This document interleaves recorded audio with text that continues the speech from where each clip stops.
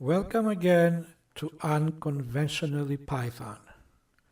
This presentation is about objects of class entry of the graphics.py library.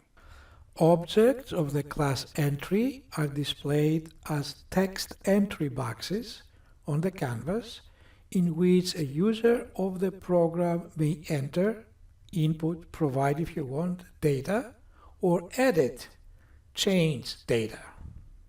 In this window, we have a text object whose string is enter name, and to the right of it is an entry object, a box in which data can be typed in. Here now we see that the user of the program has typed in some string. Data that the user of a program enters, is called input. Thus, the text Marion in this example is considered user input. There are different kinds of data. At the beginning, we will deal with numbers and text data. We refer to numbers as data of type numeric, and we refer to text as data of type string.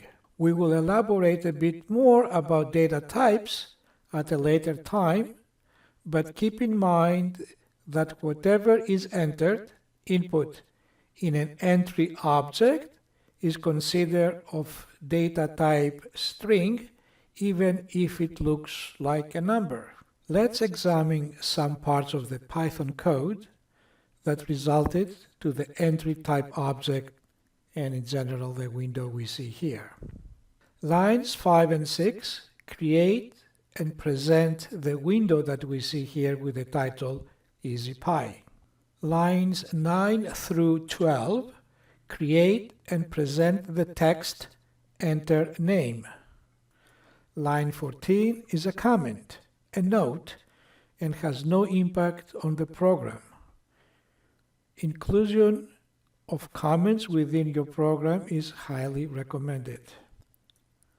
Line 15 creates an entry type object, names the object INPT, makes the object big for accommodating 10 characters, and places the center of the entry box at location specified by the point x to 30 and y 95.